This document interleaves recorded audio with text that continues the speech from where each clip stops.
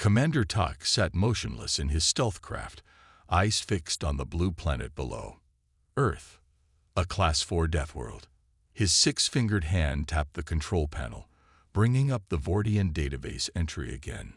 Asterisk planet Earth. Extreme temperature variations, high gravity, toxic oxygen levels, aggressive fauna, dangerous radiation from primary star, native sentient species, humans asterisk. Tak's lip curled, revealing sharp teeth. The Vortian Empire had conquered dozens of worlds across 3 star systems, and no species had truly challenged them.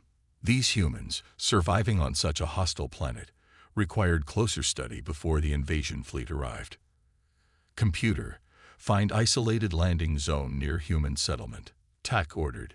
His voice was deep and raspy, like stones grinding together. The computer highlighted a small clearing in a forest near a cluster of buildings.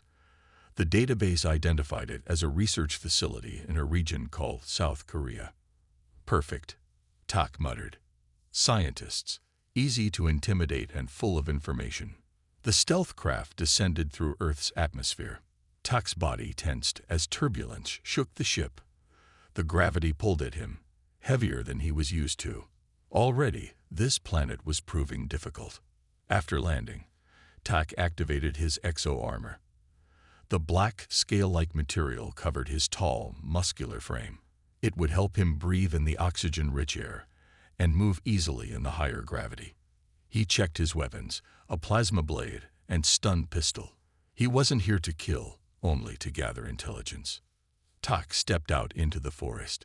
The air smelled rich and strange, filled with scents his filters couldn't identify. He moved silently between trees, his 4 eyes scanning in all directions. 2 large eyes processed visible light, while 2 smaller eyes above them detected heat and movement. The research facility stood just half a kilometer away. Its white walls gleamed in the morning sunlight. Humans moved around it, tiny and fragile-looking from this distance. Weaklings, Tak whispered to himself. How do they survive here? He activated his scanner, collecting data on the facility's security systems. Simple electronic locks, a few armed guards, nothing that could stop a Vortian warrior. Still, he would observe first, learn their patterns. The Vortian way was patience before strike. For 3 hours, Tak watched. He recorded human conversations with his long-range audio equipment, letting his translator process their language. He observed their movements, noting how they seemed so comfortable in this deadly environment. As the sun rose higher, Tak moved closer to the facility. He crouched behind a large boulder, just 50 meters from the perimeter fence. His scanner picked up a human approaching, a female, walking alone along a path through the trees. She wore a white coat and carried a device in her hands, occasionally stopping to examine plants. A scientist, collecting specimens. Tak decided to follow her, hoping to learn more. The human woman moved deeper into the forest, away from the facility. This was the perfect opportunity for first contact. Tak prepared to reveal himself when suddenly his exo-armor gave a loud warning beep. Asterisk system malfunction. Oxygen filter failing asterisk. The sound echoed through the quiet forest. The human woman stopped, turning toward the noise. Who's there? She called out, her voice steady despite her obvious surprise. Tak cursed silently, his cover blown. He had 2 choices, retreat or proceed. Retreat wasn't the Vortian way. He stepped out from behind the trees, rising to his full height, nearly 2 meters tall, his scaled armor gleaming, 4 eyes fixed on the human. The woman gasped but didn't run. Instead, she pressed a button on her wrist device. Dr. G to security. Unknown entity in Sector 7. Sending visual now. Tak admired her calm. Perhaps these humans weren't as weak as they appeared.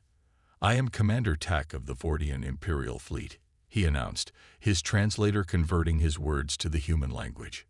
Your world has been marked for study. Dr. Joy stared at him, her eyes wide but her stance firm. Welcome to Earth, Commander, she said carefully. I'm Dr. G from the International Xenobiology Research Center. Tak heard shouting in the distance. Security forces were coming. First contact had not gone as planned, but it had begun. And in the coming days, Commander Tak would learn that everything he thought he knew about these Deathworlders was wrong. Tak heard the humans before he saw them. 6 security officers crashed through the forest, weapons drawn. They formed a half-circle around him, and Dr. G. "Step away from her," shouted a man with hard eyes and a strong build. The patch on his uniform read Captain Da. Tak stood tall, unafraid. "I mean no harm. I am here to study your kind." Dr. G moved slowly to the side.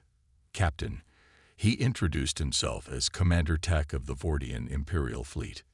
Tak assessed his options. His exo-armor's oxygen filter was failing. Fighting would be difficult. Still, these humans looked weak. He had trained for combat since childhood. He could defeat them easily. "Surrender your weapons," Captain Dad ordered, his gun aimed at Tak's chest. Tak laughed, a harsh sound like metal scraping. "I am a Vortian warrior. We do not surrender."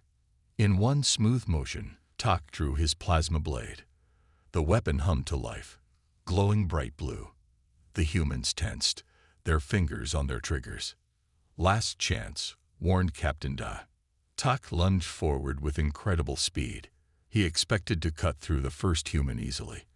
But Captain Da moved faster than Tak thought possible. He sidestepped the attack and fired his weapon. A net burst from the gun, wrapping around Tak's legs. He stumbled but stayed standing. He swung his blade to cut the net, but 2 more security officers fired their net guns. More mesh wrapped around his arms. Tak roared in anger. He pulled against the nets, his muscles straining. The nets stretched but didn't break. "These are made to hold bears," Captain Day said calmly. "I think they'll hold you too." Tak's exo-armor beeped again. The oxygen filter was now completely offline. He felt the earth air filling his lungs, too rich, making him dizzy. His 4 eyes blinked rapidly, trying to focus.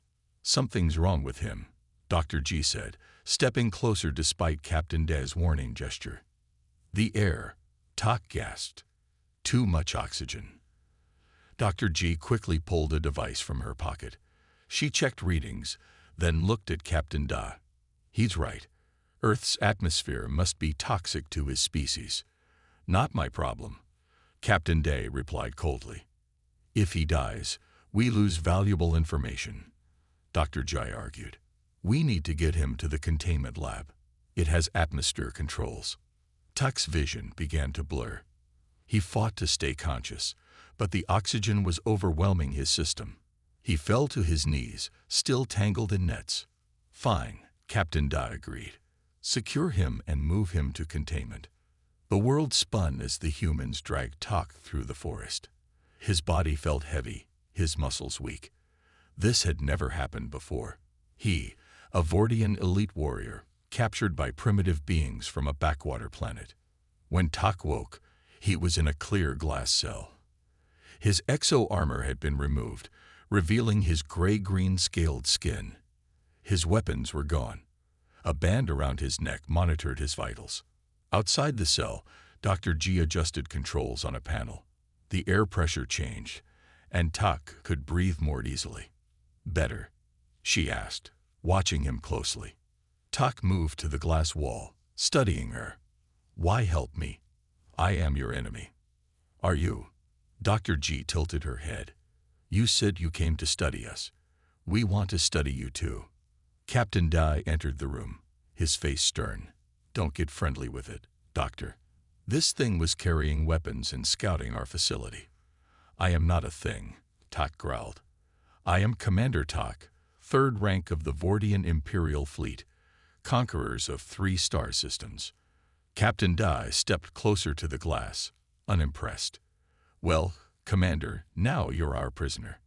Tak pressed his 6-fingered hand against the glass. "How did you defeat me? Your bodies are soft. Your technology is simple." "Maybe you underestimated us," Captain Daz said with a small smile. Dr. G moved between them. I'm assigned to interview you, Commander Tak. I have many questions. As do I. Tak replied, his 4 eyes narrowing. These humans had somehow captured him, a feat no other species had managed. Perhaps the reports about Dithworlders were right after all. Perhaps these humans were more dangerous than they appeared. 3 days had passed since Tak's capture. Each day, Dr. J came to interview him for hours. She asked about Vordian biology, culture, and technology. Tak answered some questions but stayed silent on others. He was a warrior, not a traitor. Today, Dr. G brought picture books about Earth. She sat on a chair outside his glass cell and opened the first book. I want to show you our world, she said, her voice calm and curious. And then I hope you'll tell me about yours. Tak moved closer to the glass. The books showed Earth's landscapes. Mountains covered in snow, vast oceans, dense forests, and dry deserts. Your planet has many faces, Tak said, his 4 eyes blinking with interest. How do you adapt to so many different environments? Dr. G smiled. We build different shelters, wear different clothes, and create tools for each place. She turned to pages showing human history. There were images of ancient warriors with simple weapons, then more recent wars with tanks and planes. Your kind fights each other? Tak asked, surprised. Yes, Dr. G admitted. Too often. We have many countries, many beliefs. Tak studied the war images carefully. Your weapons evolved quickly. Too quickly, Dr. G said with sadness in her voice. We went from swords to nuclear bombs in just a few hundred years. This information disturbed Tak. Vordians had taken thousands of years to develop similar technologies. These humans moved at an alarming speed. The door opened, and Captain Dai entered the room. His face looked tense. Doctor, I need to speak with you. He glanced at Tak. Privately. Dr. G followed Captain Dai to the corner of the room. They spoke in whispers, but Tak's hearing was better than they realized. The alien ship sent a signal before we could secure it, Captain Dai said quietly. We just decoded it. It's a distress call with our coordinates. Dr. G's eyes widened. You think more of them are coming? I'm sure of it. Captain Dai looked back at Tak. We need to know what we're facing. They returned to Tak's cell. Captain Dai's hand rested on his weapon. Your ship sent a message to your fleet, Captain Dai said bluntly. Are they coming to attack us? Tak stood tall. My mission was to scout this world for potential integration into the Vordian Empire. You mean invasion, Captain Dai said, his voice hard. Call it what you will, Tak replied. When my ship detected danger, it sent an automatic distress signal. Standard protocol. And now? Dr. G asked. What will your people do? Tak looked at her with all 4 of his eyes. They will send scouts first. If the scouts find nothing, they will send more. If those scouts don't return. He paused. Then they will assume hostility and respond accordingly. Captain Dai hit the glass with his fist. You brought an invasion to our doorstep. Dai, please, Dr. G said, trying to calm him. This helps us prepare. The facility's alarm suddenly blared. A voice came over the speakers. All personnel to emergency stations. Unidentified objects approaching from upper atmosphere. Captain Dai rushed to a computer terminal and typed quickly. The screen showed 3 small spacecraft entering Earth's atmosphere. The scouts, Tak said simply. They're here. Dr. Joy looked at Captain Dai. What do we do? We alert the military, he replied, already making a call. And we decide what to do with him. He pointed at Tak. The facility erupted in activity. People ran through hallways, carrying equipment and weapons. Some wanted to move Tak to a more secure location. Others wanted to use him as a hostage. Arguments broke out between the staff. Through the chaos, Tak watched the humans closely. They were afraid, yes, but they were also organizing, preparing, adapting. He had never seen a species respond so quickly to a threat. A strange feeling grew inside him. Respect. These soft-skinned creatures had captured him, understood his biology enough to keep him alive, and now were preparing to face his people. Perhaps the Vortian Empire had underestimated the humans after all. The control room buzzed with nervous energy. Scientists and security personnel gathered around screens showing the 3 Vortian scout ships entering Earth's atmosphere. "They'll land within the hour," a technician announced. Captain Dai turned to Dr. Jue. "What can we expect, Doctor? Your alien friend tell you anything useful?" Dr. G shook her head. "Not enough. He's still keeping secrets." "Then he's no use to us," Captain Dai said coldly. "We should turn him over to the military." "Wait," Dr. G said. "What if we use him?" "Use him how?" "Ask him to help us. He knows their tactics, their weaknesses." Captain Dai laughed without humor. "Help us? Why would he do that?" Dr. Joy looked serious. "Because I think he's starting to respect us."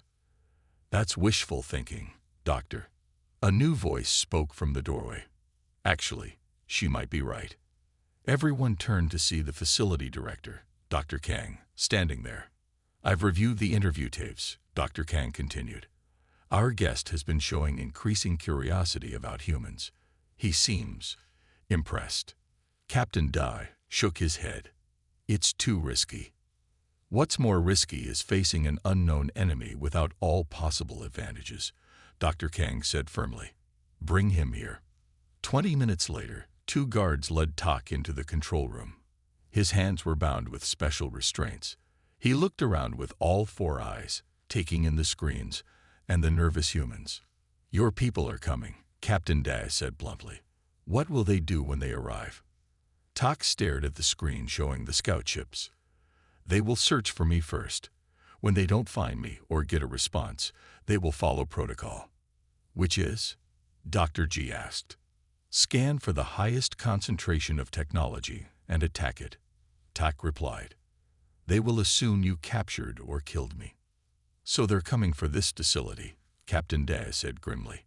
"Yes." Tak looked at the human faces around him. "You should run. Hide." Dr. Joy stepped forward. "We don't abandon our homes."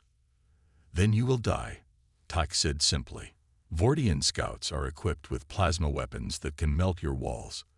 Their armor is stronger than your bullets." The room fell silent. Fear was visible on every face. Then Captain Dai surprised everyone. "Help us."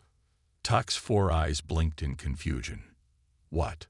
"Help us defend against them," Captain Dai repeated. "Tell us how to fight your people."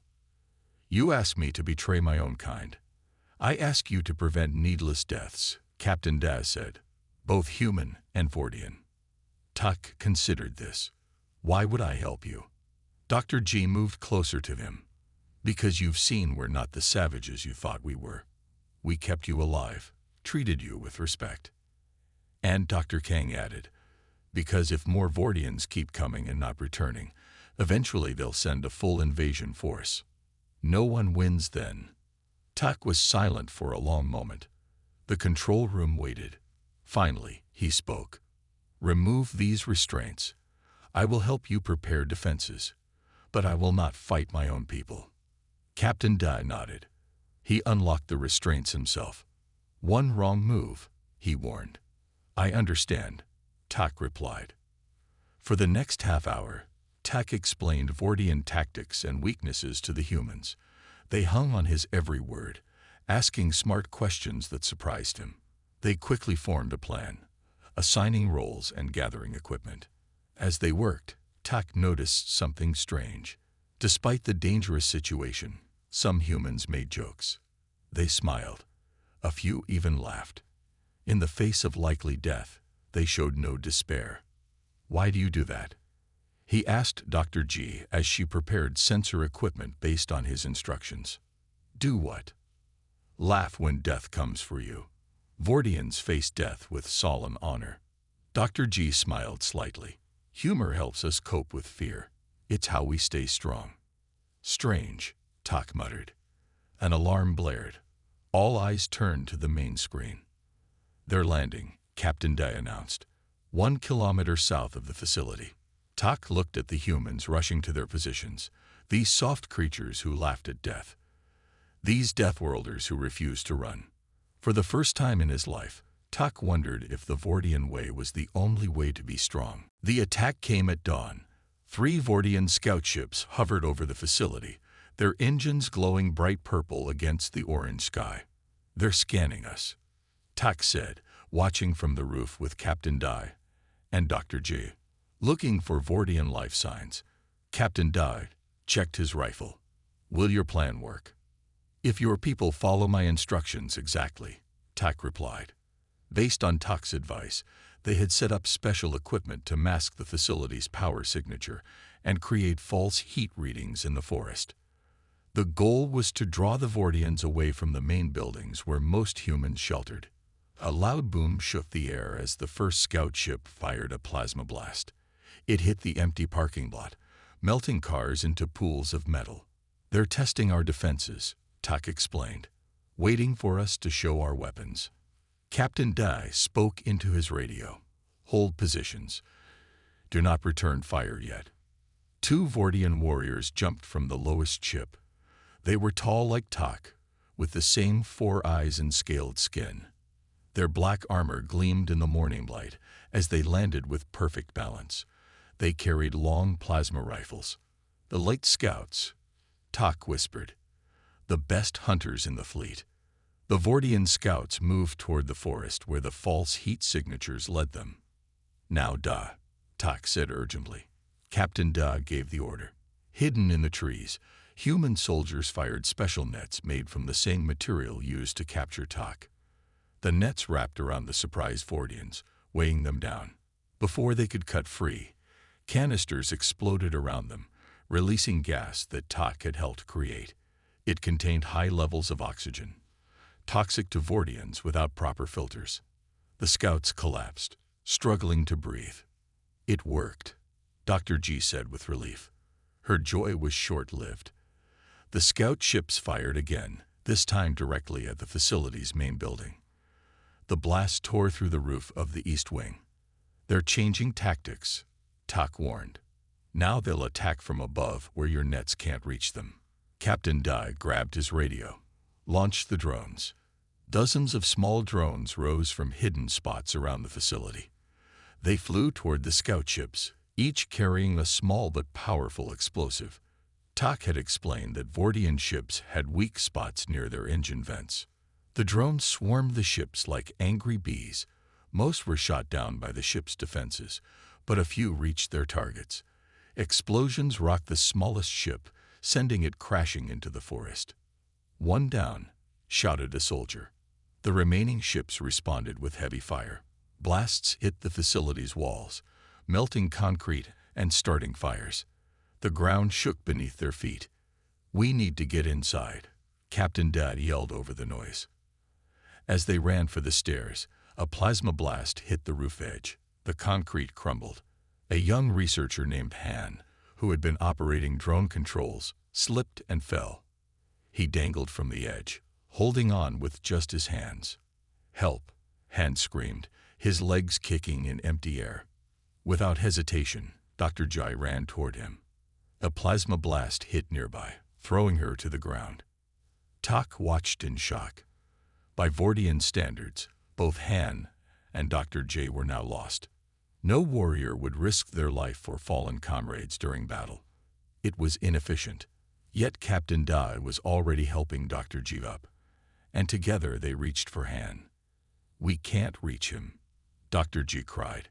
Tak stood frozen, his 4 eyes blinking rapidly. Everything in his training told him to seek cover, to protect himself. But something else, something new, pushed him forward. He rushed to the edge and stretched out his long arm. His 6 fingers wrapped around Han's wrists just as the human's grip failed. "I have you," Tak said, his powerful muscles straining as he pulled Han to safety. Captain Dai stared at him in surprise. "You saved him." "I don't know why," Tak admitted, confused by his own actions. They hurried inside as more blasts shook the building. In the command center, monitors showed the second scout ship was damaged but still firing. The third circled above, dropping more Vortian warriors. "We need a new plan," Captain Daz said, looking at Tak. "Why did you help Han?" Tak couldn't answer. He had acted against everything he had been taught. In Vortian culture, strength meant letting the weak fall. But these humans risked everything to save each other, and somehow, that seemed like a different kind of strength. For the first time, Tak felt doubt about what it truly meant to be strong. Night fell over the damaged facility. The attack had stopped 2 hours ago, when the Vortian ships retreated to regroup. The humans used this time to treat their wounded and repair what they could. Tak sat in the corner of the command center, watching Dr. G tend to a cut on Captain Daz's arm. 20 humans had died in the attack. 30 more were injured. Yet they continued to work, to plan, to fight. "Your communication systems are still working?" Tak asked. Captain Da nodded. "We've contacted the military. Reinforcements are coming, but they won't arrive until tomorrow." "Too late," Tak said. "My people will attack again before dawn. And this time, they will send more ships." Dr. G finished bandaging Captain Daz's arm. "How do you know?" "I received a transmission." Tak held up a small device he had taken from a fallen Vortian warrior. "My commander, Karak, demands to know what happened to me." Captain Daz's eyes narrowed. "Did you answer?" "No." Tak set the device down. "But he knows I'm alive now. The device registered my DNA when I touched it." "So what happens next?" Dr. G asked. "The main invasion force was waiting in your solar system. Now they will come." Tak's 4 eyes looked tired. "There will be 3 warships. Hundreds of warriors." The room fell silent. Everyone knew what this meant. Captain Dai stood up suddenly. "We need to talk." He pointed at Tak. "Alone." They walked to a small office away from the others. Captain Dai closed the door and turned to face Tak. "You need to make a choice," he said. "Whose side are you on?" Tak blinked slowly. "I am Vortian." "That's not what I asked." Captain Dai stepped closer. "You helped us against your own people. You saved Han. Why?" "I don't know," Tak admitted. "It doesn't make sense. It makes perfect sense if you've started to care." Tak shook his head. "Vortians do not let emotion cloud judgment. It is weakness." "Is it?" Captain Dai challenged. "Because I saw how you fought today. You were stronger because you had something to protect." Before Tak could answer, alarms blared. They rushed back to the command center. On the main screen, they saw Dr. G collapsed on the floor. "She's been working without rest for 30 hours, a medic explained as they lifted her onto a stretcher. Exhaustion and minor injuries finally caught up with her. Tak moved forward without thinking. "Will she recover?" The medic nodded. "With rest, yes." Captain Dai watched Tak carefully. "You care about her." "She showed me respect when others wanted me dead," Tak said quietly. "She is different." As they took Dr. G to the medical bay, Tak felt a strange pain in his chest. It was unfamiliar, uncomfortable. He had seen many warriors fall in battle without feeling anything. Why did this human's suffering affect him? "Your commander will be here soon," Captain Daz said. "What will you tell him when he asks why you helped us?" Tak had no answer. By Vortian standards, his actions were treasonous. Yet they had felt right in a way he couldn't explain. "In all my years," Tak said slowly, "I was taught that emotion leads to weakness, that logic and strength are the only paths to victory. And now I see humans drawing strength from their connections, fighting harder to protect each other. It makes no sense, but it works." Captain Dai smiled slightly. "That's our secret." "Secret. Vortians fight for glory, for conquest. We fight for each other." Captain Dai looked at Tak directly. "When someone you care about is in danger, you find strength you never knew you had." The communication device Tak had taken suddenly beeped. Commander Karak's voice filled the room. "Commander Tak, we will arrive in 6 hours. Prepare the humans for processing. The Empire expands today. After the message ended, Captain Da looked at Tak. Processing. Slave labor, Tak said, his voice low. The strong rule, the weak serve. The Vortian way. Captain Da's face hardened. Not our way. Tak looked toward the medical bay where Dr. G rested. For the first time in his life, he questioned whether the Vortian way was truly the right one. Dr. G opened her eyes to find Tak sitting beside her bed in the medical bay. The facility was quiet except for the beeping of machines and distant voices planning defense strategies. "You're awake," Tak said. His voice sounded different, softer than his usual harsh tone. "How long was I asleep?" Dr. G asked, trying to sit up. 4 hours. Captain Dai ordered everyone to rest in shifts. Tak helped her with a gentle 6-fingered hand. "The main Vortian force will arrive in 2 hours. Dr. Joy looked at him closely. "You stayed here the whole time." Tak seemed uncomfortable with the question. "I'd wanted to make sure you recovered." Before she could respond, Captain Dai entered the medical bay. He looked tired but alert. "Doctor, good to see you awake. We need your help with the defense plans." He nodded at Tak.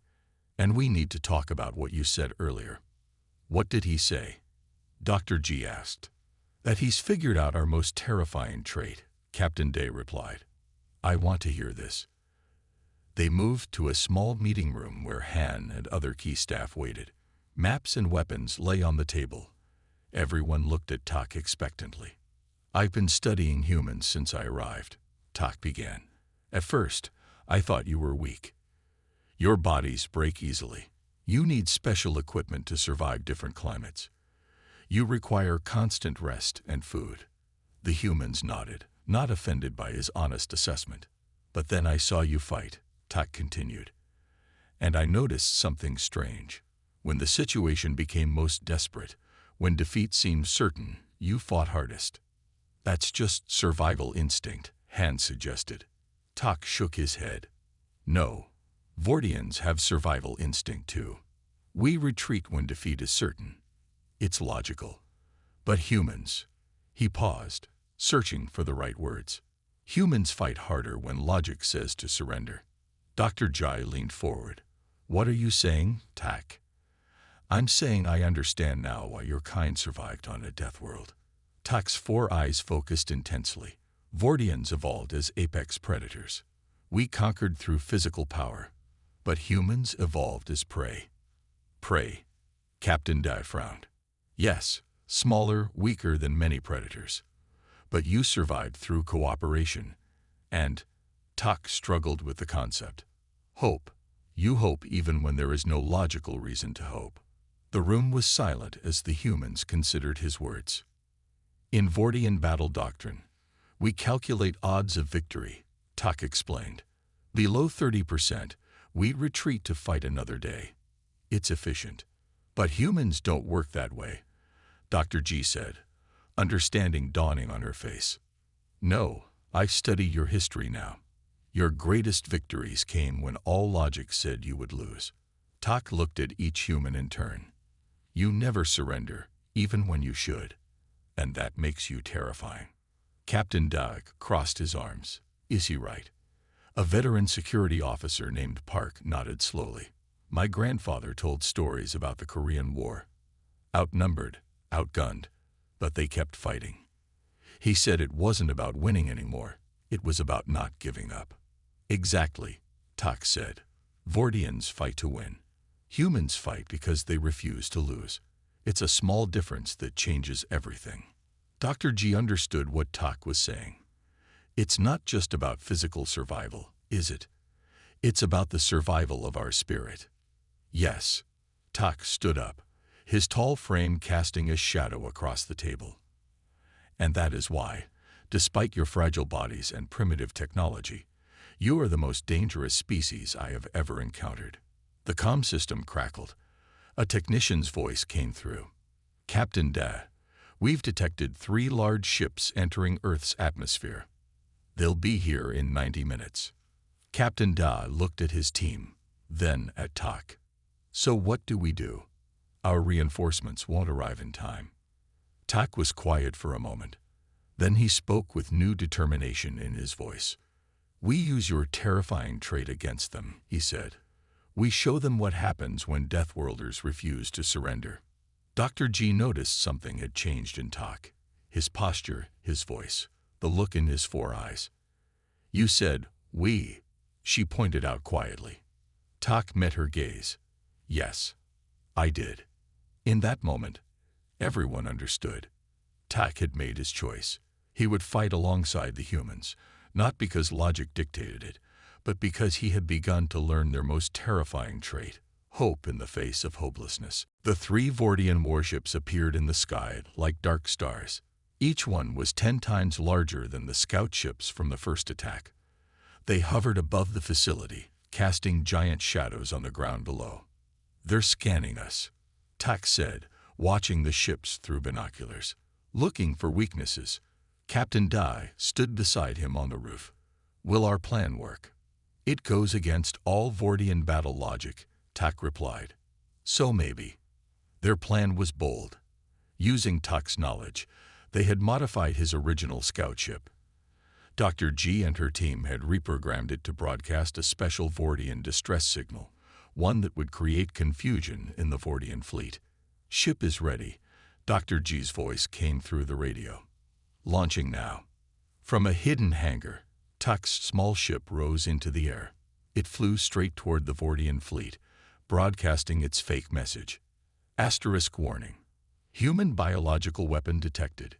Airborne virus fatal to Vortian biology. Retreat and quarantine all warriors who made planet contact. Asterisk. "Will they believe it?" Han asked, watching from the command center. "Vortians fear biological threats more than anything," Tak explained.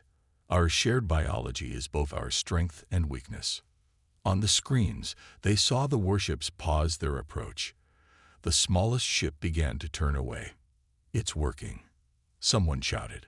But then the largest ship fired a plasma beam. It hit Tak's scout ship, destroying it completely. "Commander Kurak is not easily fooled," Tak said grimly. "He knows it's a trick." The command radio crackled. Commander Kurak's voice filled the room. "Commander Tak, your deception has failed. Surrender the humans, and I may spare your life." Tak picked up the radio. "The humans have a right to defend their world. You betray your own kind for these weak creatures." Kurak's voice was cold with anger. "They are not weak," Tak replied. "You will learn this soon." He put down the radio and looked at the humans around him. "Prepare for ground assault. Kurak will send warriors to capture important prisoners before destroying the facility." Everyone moved to their positions. The plan had changed, but they were ready. Earth military forces were still hours away. They had to hold out until help arrived. The first wave of Vortian warriors landed outside the facility. 20 tall, heavily armed soldiers.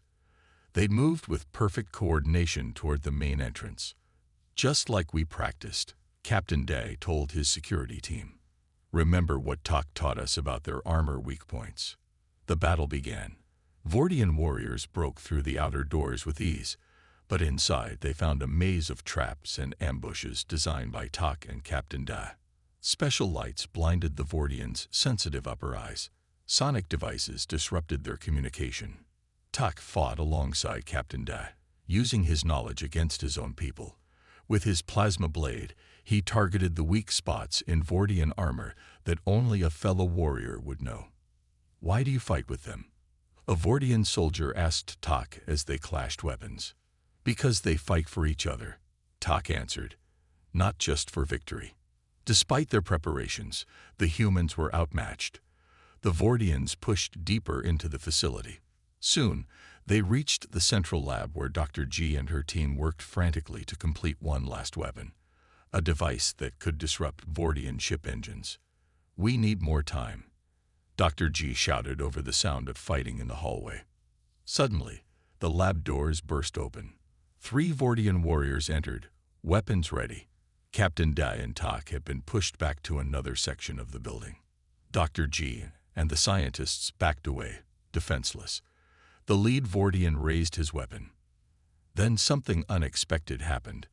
The facility's kitchen staff appeared in the doorway behind the warriors. Cooks, cleaners, and office workers armed with makeshift weapons, knives, metal pipes, and fire extinguishers, charged the surprised Vortians. For Earth, they shouted as they swarmed the much larger aliens. The Vortians were stunned by the attack. They had expected scientists to surrender, not fight. This moment of confusion gave Dr. Jai enough time to activate her device. A high-pitched sound filled the air. Outside, the Vortian ship's engines sputtered and failed. One crashed into the forest. The others landed roughly on the ground, disabled. At that moment, Earth military helicopters appeared on the horizon. Help had arrived. Commander Kurak, seeing his ships disabled and warriors defeated, made the logical Vortian choice. He ordered retreat. As the remaining Vortians pulled back, Tak found Dr. Jai in the damaged lab. "You did it," he said with newfound respect. Dr. G smiled through her exhaustion. "We all did it." Tak looked at the human civilians who had fought with kitchen tools against trained warriors. They had no chance of winning. Why did they fight? 6 months passed since the battle at the research facility. Earth governments had worked together to build defenses against possible future Vortian attacks. But none came. The defeated ships and captured warriors provided humans with valuable technology and knowledge. Tak stood by the window in his new office at the International Defense Initiative headquarters. The building sat on a hill overlooking the rebuilt research facility. From here, he could see Dr. G working in her lab and Captain Dag training new security teams. A knock on his door interrupted his thoughts. "Come in," Tak said. Dr. Jai entered, smiling. She looked healthy and rested now, unlike during those desperate days of battle. "The council approved your proposal," she said, holding up a tablet. "They want to begin diplomatic talks with the progressive factions you identified within Vortian society." Tak nodded. "Good. There are many who question our old ways now." Commander Kurak's defeat started important conversations. They walked together to the facility's garden. It was a peaceful place where Tak often came to think. Humans planted flowers here, a concept Vortians never considered. On Vortian worlds, plants were for food or medicine, never for beauty.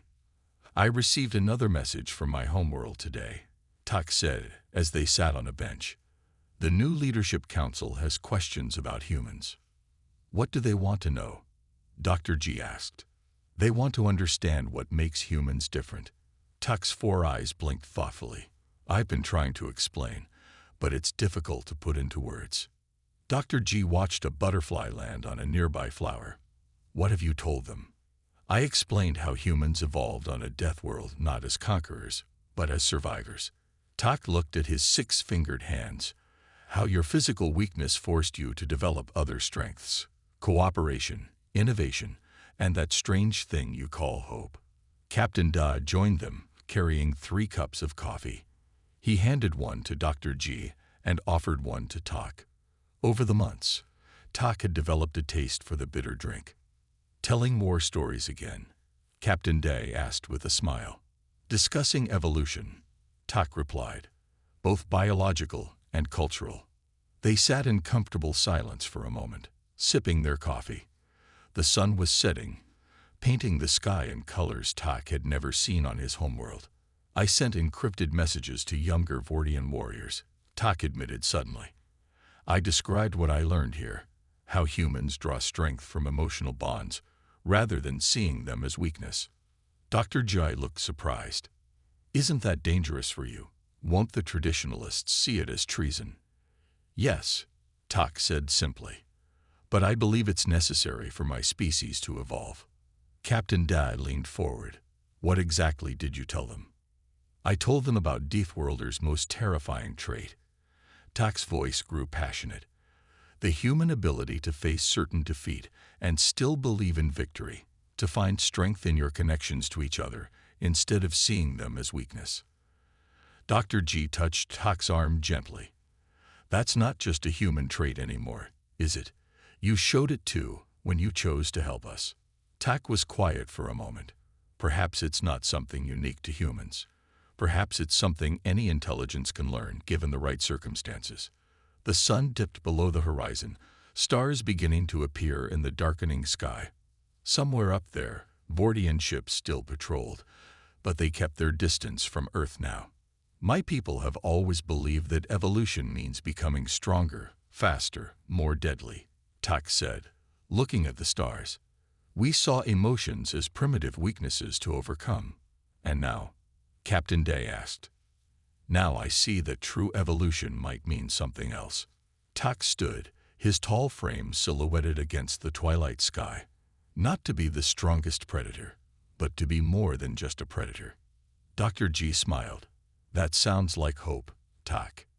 Yes, Tak agreed, feeling the unfamiliar but pleasant sensation that humans called peace. I believe it is. Around them, the facility hummed with life.